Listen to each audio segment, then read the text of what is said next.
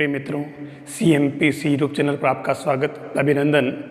रीट के अंदर जो भी आपकी तैयारी चल रही है उसी के अंदर मैं और एक्स्ट्रा योगदान दूं, इसके लिए मैंने जो कुछ क्वेश्चन प्रिपेयर किए हैं।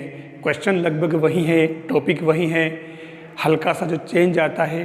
और कितनी बार क्या होता है कि क्वेश्चन सिंपल आता है और ऑप्शन देख करके हमारे मिस्टेक हो जाती है। हमें बहुत सावधानी से काम करना है ताकि हमारा क्वेश्चन बिल्कुल सही हो। मुझे मालूम है आपकी तैयारी बहुत अच्छी है और जो लोग मेरे इस चैनल से जुड़े हैं, मुझे विश्वास है आपको कोई भी नहीं रोक सकता। आपका नंबर शोर आएगा, आप आराम से क्वालिफाई कर लेंगे। या और मेरा जो ये कंटेंट है ये मेन एग्ज़ाम के लिए भी काफ़ी ज़्यादा इम्पोर्टेंस रखता है। मैंने काफ़ी ऐसे क्वेश्चंस निकाले, मैंने ऐसा कोई किसी भी टॉपिक का कोई कोना छोड़ा नहीं है। जो छठी, सातवीं, आठवीं के लेवल का है उसमें से मैंने कोई भी कोना नहीं छोड़ा जहाँ से कोई बात छूट जाए। ठीक है, तो आप आज जो लीजिए, ख़ास तौर से आज के क्वेश्चन है वो भोजन के अवयव जो होते हैं, प्रोटीन, वसा, कार्बोहाइड्रेट, खनिज, लवण, विटामिन्स वगैरह, ये तो ये इस पर मैंने क्वेश्चन लिए हैं और इस पर क्वेश्चन बिल्कुल सिंपल आता है। और ज़रा सा चूके तो हम गए, तो हम ये चूके नहीं, इसलिए हमें इन क्वेश्चंस को ज़रूर ध्यान में रखना चाहिए और पढ़ना चाहिए। तो लीजिए आज के क्वेश्चन है। पहला क्वेश्चन है रफेज है। रफेज क्या है? देखिए, हमारे भोजन में वास्तव में ये रेशेदार खाद्य पदार्थ होते हैं जो सेल्यूलोज कहलाते हैं। सेल्यूलोज जिसमें भिंडी है, तरोई है, या ये अपने गोभी है, पत्ता गोभी जिसको कहते हैं अपन, और जितने भी मतलब रेशेदार गाजर, मूली, इन सभी के अंदर सेल्यूलोज जो रेशे पाए जाते हैं। और उन रेशेदार खाद्य पदार्थों को एक ही नाम रफेज से जानते हैं। ये रफेज आपको ध्यान रखना है। ये टॉपिक आपका 7वीं क्लास के विज्ञान का है। नेक्स्ट क्वेश्चन आ रहा है, बहुत ही शानदार क्वेश्चन। ये कह रहा है जीरप्थेलिया नामक रोग किस विटामिन की कमी से होता है? यहाँ मैंने vitamin A, B, C, D, K दे रखा है, एक और E होता है। यहाँ पर एक विटामिन ऐसा है जिसकी कमी से जीरप्थेलिया रोग होता है। जीरप्थेलिया मतलब त्वचा से संबंधित रोग है। ये त्वचा पर चकते होना, ठीक है ना, तो इस तरीके से जो त्वचा का पार्ट है ये, और ये किसी एक खास विटामिन की कमी से होता है। अब अगर मैं इसके साथ में एक रोग और जोड़ दूं तो आप तुरंत बता देंगे कि ये इसके साथ में एक रोग और होता है, ये। अब आप आराम से पता लगा सकते हैं कि इसके अंदर कौन सा विटामिन है, मतलब विटामिन ए है। आपको ध्यान रखना, विटामिन ए की कमी से रतौंधी रोग तो होता ही है, जीरप्थेलिया नामक रोग भी होता है जिसमें त्वचा से संबंधित बीमारियां होती है, उसके अंदर चकते बनना वगैरह। तो ये आपको इसके अंदर ध्यान रखना होगा। वैसे भी आपको पता है, बी की कमी से बेरी, सी की कमी से स्कर्वी, डी की कमी से जो इसमें प्रोडक्ट रिडक्शन के अंदर कमी होती है। तो ये जो कॉमन चीज़ें आपको पता ही है, कुछ नया था इसलिए मैंने बता दिया। फिर आता है क्वेश्चन थर्ड वाला, विटामिन की खोज किसने की? देखिए, अभी तक लगभग 15 विटामिन की खोज की जा चुकी। ये जो आंकड़ा है वो अपने बुक का है, जो 7वीं की बुक में दे रखा है, वहाँ से लिया है मैंने। कमी ज़्यादा हो सकती है लेकिन हम बुक को ऑथराइज्ड मानते हैं। लेकिन उसके अंदर 6 खनिज लवण जो है, खनिज 6 विटामिन जो है बहुत इंपॉर्टेंट है। यहाँ क्वेश्चन था विटामिन की खोज किसने की? ये है क्रिश्चियन इस्कमैन, ई आधा ज क मैन, इस्कमैन। ये एक शरीर विज्ञानी था, डच शरीर विज्ञानी। 1890 में इसने खोज की और इस खोज के लिए इनको 1929 के अंदर नोबेल पुरस्कार मिला था। तो देखिए विटामिन जो है कितना इम्पोर्टेंट पार्ट है। ठीक है, अब इसके अंदर मैंने कुछ विटामिन्स की बात की है। Vitamin A, B, C, D। Vitamin A की खोज करने वाले हैं मैकुलम और डेविस। विटामिन B की खोज करने वाले हैं मैकुलम, ये वही पर्सन इसके अंदर भी है। और C फ्रेलिच। विटामिन D की कमी है। अब विटामिन D की खोज जो की है वो मेलानबी है ना, ये मेलानबी है, ध्यान रखें। तो ये A, B, C, D खास जो विटामिन है उनकी खोज करने वाले जो वैज्ञानिक है उनके नाम इसके अंदर लिए हैं। अब चलते अपन, अगला क्वेश्चन 4 है, शरीर में कुल खनिज लवणों की संख्या कितनी है? तो ये 24 खनिज लवणों की संख्या शरीर में होती है। ये आंकड़ा भी बुक का ही है, इसलिए हम इसको सही मानेंगे। ठीक है, कम ज़्यादा भी हो सकते हैं, लेकिन हम इस आंकड़े को सही मानेंगे क्योंकि बुक के अंदर दे रखा है।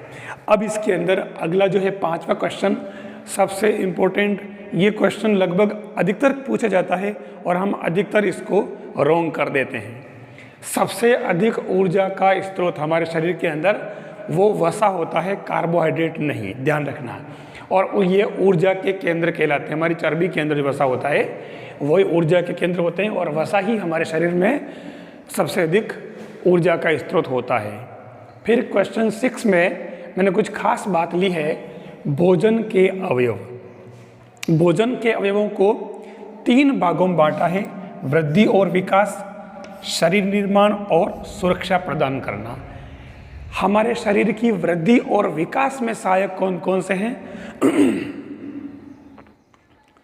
कार्बोहाइड्रेट, वसा और प्रोटीन, ये शरीर के विकास और वृद्धि में सहायक होते हैं। मतलब शरीर के विकास और वृद्धि के लिए ये तीनों ही खनिज है। फिर शरीर निर्माण की बात आती है तो शरीर निर्माण में प्रोटीन, खनिज लवण और जल। फिर सुरक्षा, शरीर को सुरक्षा प्रदान करने वाले जो हैं वो है विटामिन, खनिज लवण, जल, प्रोटीन। अब आप देख रहे हैं कि सब तो सब में है, फिर भी इसमें कुछ भिन्नता है, वो हमें ध्यान रखनी होगी।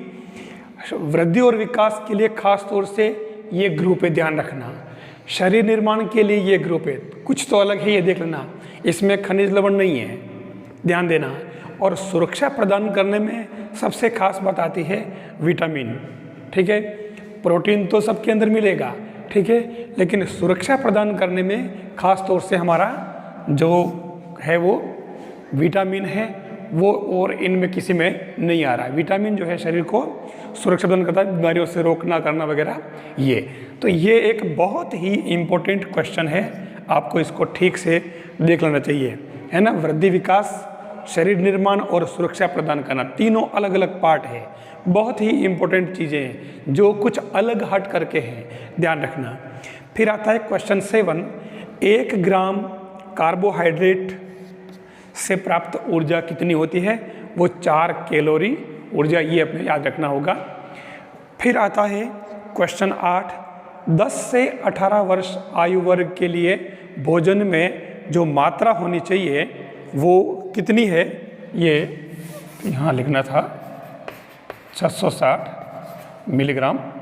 यानी क्योंकि हम स्कूल एजुकेशन के लिए प्रयास कर रहे हैं तो स्कूल एजुकेशन में जो बच्चों की एज लगभग 10 से 18 वर्ष मानते हैं, ठीक है, तो उस एज ग्रुप के लिए जो भोजन में एक संतुलित आहार की हम बात करते हैं तो संतुलित आहार के लिए किन किन मुख्य अवयवों की कितनी कितनी मात्रा आवश्यक होती है? तो कार्बोहाइड्रेट होना चाहिए 130 से 150 ग्राम होना चाहिए, एक मानक है ये। प्रोटीन होना चाहिए 78 ग्राम, ध्यान रखना 78 ग्राम प्रोटीन की मात्रा होनी चाहिए।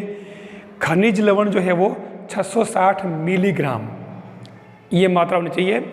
और वसा की मात्रा होनी चाहिए 22 ग्राम, ध्यान रखना 22 ग्राम। ये कुछ खास मानक है जो भोजन में ज़रूरी होते हैं, तो आपको इन सभी क्वेश्चंस को ठीक से स्टडी कर लेना चाहिए। इसके अंदर सारे क्वेश्चंस इंपॉर्टेंस रखते हैं, एक एक जो है खास तौर से मैंने भोजन के अवयवों को लेकर के मैंने ये टॉपिक लिया है। अगले जो क्वेश्चन है इसके अंदर देखिए बहुत ही इंपॉर्टेंट क्वेश्चन है ये भी। एंडोसाइटोसिस एक प्रक्रिया है, ये एंडोसाइटोसिस प्रक्रिया क्या है? ये है अमीबा में भोजन ग्रहण करने की प्रक्रिया। भोजन को वह एक विशेष पोर्शन से एक्सेप्ट करता है और फिर उसके अंदर वो फंसा लेता है अंदर, और फंसा करके वो अंदर चला जाता है, और वो प्रक्रिया कहलाती है एंडोसाइटोसिस। फिर आता है अगला क्वेश्चन, पचित भोजन का अवशोषक अंग, जो भोजन पच चुका होता है उसका अवशोषण शरीर के किस अंग में होता है? वो है क्षुद्रांत्र या छोटी आंत, ये आपको याद रखना होगा। फिर एक इम्पोर्टेंट पार्ट आता है दांतों के प्रकार, इसमें से क्वेश्चन हमेशा पूछा गया है। शरीर के अंदर हमारे जो मुंह में दांतों के जो प्रकार होते हैं वो 4 तरह के होते हैं, कृतंक, रदनक, अग्रचवर्णक और चवर्णक। कृतंक संख्या 8, रदनक संख्या 4 2 + 2 और अग्र चवर्णक 4 + 4 8 और लास्ट है चवर्णक 6 + 6 12, टोटल 32 हो गए। फिर इनके कार्य भी ध्यान रखने होंगे। कृतंक जो 8 होते हैं भोजन को काटना, रदनक 4 होते हैं ये भोजन चीरना फाड़ना, और अग्र चवर्णक 8 होते हैं 4 + 4 ये भोजन को चबाने में काम आते हैं, और चवर्णक 6 और 6 12 ये भी भोजन को चबाने में काम आते हैं। तो ये चारों प्रकार के दांतों के बारे में हमें पूरी जानकारी होनी चाहिए। रीट 2021 जो ये पहले हुई थी उसके अंदर क्वेश्चन पूछा था ये कि चवर्णक दांतों की संख्या कितनी होती है, सीधे प्रश्न पूछ लिया, तो वो 12 है। लेकिन कोई ज़रूरी नहीं कि वो ऐसे सीधा क्वेश्चन पूछे, वो मैच करने वाला हो सकता है, उल्टा पूछ ले, इनमें से प्रश्न ले कि निम्न में से कौन भोजन काटने के काम आते हैं, ये चारों देखो प्रश्न। तो आपको कृतंक, रदनक, अग्रचवर्णक और इसमें कृतंक होगा। या फिर भोजन को चीरने फाड़ने वाले दांत कौन से होते हैं, 1 2 3 4, तो ये ऑप्शन सही होगा। तो आपको इसको अच्छी तरह से अपने तरीके से इसको याद रख लेना चाहिए। फिर आता है हमारे सोने और जागने का जो चक्र होता है। रात को सोते हैं, थोड़ी देर बाद में नींद आ जाती है, और जब वापस सवेरे का टाइम होता है या उठने का तो नींद अपने आप जग जाती है। ये जो प्रक्रिया शरीर में होती है वो हमारे किससे नियंत्रित होती है, बहुत ही इम्पोर्टेंट पार्ट वो है पीनियल ग्रंथि। पीनियल ग्रंथि जो हमारे मस्तिष्क के केंद्र में होती है, पीनियल ग्रंथि, और इससे मेलेटोनिन नामक हार्मोन स्रावित होता है। और ये जो हार्मोन है ये जनन हार्मोन को नियंत्रित करने का काम करते हैं। ध्यान देना बहुत ही, क्योंकि क्वेश्चन छोटा सा बनता है और वह कहीं से पूछ लिया जाएगा। निम्न में से कौन सी ग्रंथि जनन हार्मोन को नियंत्रित करने का काम करती है, तो अब उसके अंदर जो आएगा पीनियल ग्रंथि और जो जनन हार्मोन से संबंधित ग्रंथियां हैं जिसके अंदर वो अपने प्रोजेस्टेरोन, एस्ट्रोजन, टेस्टोस्टेरोन ये जो ग्रंथियां हैं वो भी उसमें ऑप्शन डालेगा, तो वहाँ आपके मिस्टेक हो सकती है। तो ये जनन हार्मोन को नियंत्रित करने वाली बात कर रहा हूँ मैं कि नियंत्रित करने वाली जो ग्रंथि है वो पीनियल ग्रंथि है, और इससे मेलेटोनिन नामक हार्मोन स्रावित होता है। मतलब अगर मेलेटोनिन नामक हार्मोन की बात करें तो आपको पीनियल ग्रंथि, मस्तिष्क के केंद्र में और जनन हार्मोन का नियंत्रण करना, ये बातें अपने आप याद आ जाए। मतलब कोई एक बात देते ही ये बात थी तो ये तीनों बात आ जाए, और ये वाली बात भी सोने जागने, क्योंकि क्वेश्चन डायरेक्ट यहाँ से बनता है कि सोने और जागने का चक्र, इसलिए ये इंपॉर्टेंट है। फिर बात करें अगला क्वेश्चन, रोगाणुओं से लड़ने की क्षमता। शरीर में रोगाणुओं से लड़ने की जो क्षमता होती है वो थाइमस ग्रंथि होती है, वो करती है काम, और ये हमारे वक्ष स्थल में होती है, ध्यान रखना होगा। थाइमस ग्रंथि से थाइमोसिन हार्मोन स्रावित होता है, ध्यान देना, थाइमोसिन हार्मोन, थाइमोसिस नहीं, थाइमोसिन हार्मोन। वैसे भी थाइमस नाम से आ रहा है। अब इसके अंदर भी देखो ये सेंटेंस आ रहा, जननांगों का विकास, बाल्यावस्था में जो जननांगों का विकास होता है वो हमारे थाइमोसिन हार्मोन ये काम करता है। बहुत, अब देखिए कितनी इम्पोर्टेंट बात है। हम अभी तक टेस्टोस्टेरोन, एस्ट्रोजन और प्रोजेस्टेरोन की बात करते हैं, लेकिन मेन बात आप देख लो कि ये बाल्यावस्था में खास तौर से जो जननांगों का विकास होता है वो थाइमोसिन हार्मोन का काम है, ये याद रखना होगा। और ये थाइमस ग्रंथि है जो रोगाणुओं से लड़ने की क्षमता पैदा करती है बॉडी के अंदर। क्योंकि ये जो ग्रंथियाँ हैं, जैसे कॉमन ग्रंथियाँ, जैसे पीयूष ग्रंथि, उससे पिट्यूटरी हार्मोन निकलता है, ठीक है, वो भी यहाँ होती है मस्तिष्क के अंदर। ऐसे ही जैसे वो एड्रिनल ग्रंथि, तो एड्रिनल ग्रंथि से एड्रिनलिन हार्मोन निकलता है, स्रावित होता है, और उसका काम क्या है? एड्रिनलिन हार्मोन का क्या काम मुख्य रूप से? वो हमारे संकटकालीन परिस्थितियों का सामना करने के लिए हमें प्रिपेयर करता है। मैंने पिछले वीडियो में ये बात कही थी, आप CMPC चैनल को सर्च करके उसके अंदर जाके देख सकते हैं, आपको मिल जाएगा। मैंने मेन क्वेश्चन ले रखे हैं, क्वेश्चन में दे रखा है।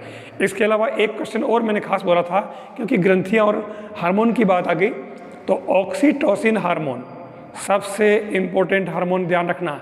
ये स्तन ग्रंथियों में दुग्ध स्त्रवण का काम करती है। आपको ऑक्सीटोसिन हार्मोन का ध्यान रखना होगा। ये क्वेश्चन RS 2007 के अंदर पूछा गया था। फिर आता है अगला प्रश्न, प्रथम अंतर्राष्ट्रीय योग दिवस कब मनाया गया?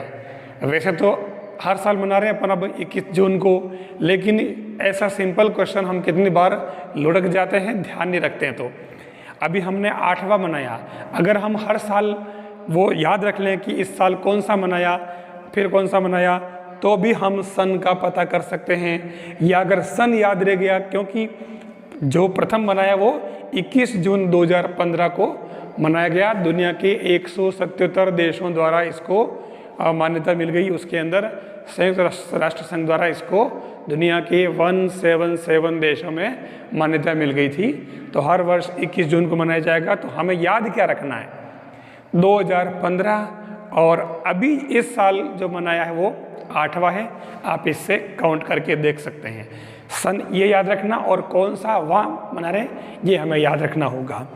फिर आता है एक और अच्छा प्रश्न, शरीर की सबसे बड़ी ग्रंथि। हम ये प्रश्न पूछ लिया गया और मैंने इसको फिर से लिया। यकृत हमारे शरीर की सबसे बड़ी पाचक ग्रंथि है, ये आपको पता होगा। मैंने इसमें खास बात फिर से डालने के पीछे रीज़न ये था कि इसका जो रंग होता है वो हल्का पीला रंग होता है। हमें कहीं से भी कोई कमी नहीं छोड़नी है। अग्नाशय ग्रंथि यकृत जो है उसी के अंदर है, तो ये पीला, हल्के पीले रंग की होती है। ये हमें इसका ध्यान रखना होगा। अच्छा, अग्नाशय ग्रंथि के बारे में अपने को पता है, उसके अंदर इंसुलिन हार्मोन, लैंगरहैंस द्वीप कोशिकाएं, और इसके अलावा वो ग्लूकागोन, ठीक है ना, वो भी अपने इसी में था। और एक और जो था अपने उसके अंदर वो क्या, ये जो लिया है अग्नाशय ग्रंथि की बात करें अपन, तो इसके अंदर एक और ख़ास बात क्या थी, अग्नाशय ग्रंथि के अंदर लैंगरहैंस हो गया, ग्लूकागोन हो गया, इंसुलिन हो गया, और एक रोग वाली बात जो हमारे इसके अंदर जो खास तौर से वो मधुमेह रोग है ना, वो हमारे इसी ग्रंथि के से जुड़ा हुआ है, जिसके ऊपर इंसुलिन का इंजेक्शन लगवाते हैं। मैं इसकी बात कर रहा था। तो ये हमारे इसके अंदर खास तौर से याद रखने हैं। क्वेश्चन बिल्कुल सिंपल है, क्वेश्चन सारे हम जानते हैं, फिर भी आपने देखा कि घर पे आते ही जब मिलान करते हैं, अरे यार ये तो रॉन्ग हो गया, मतलब वो अरे यार वाली कंडीशन नहीं बने। और इसलिए हमें इनको एक एक वर्ड पर फोकस करना है और ध्यान से देखना है कि किस में क्या लिखा है, कौन सा क्वेश्चन किस वर्ड से जुड़ा है, ये हमें ध्यान रखना होगा, तभी हमारे क्वेश्चन सही होंगे। थैंक्स।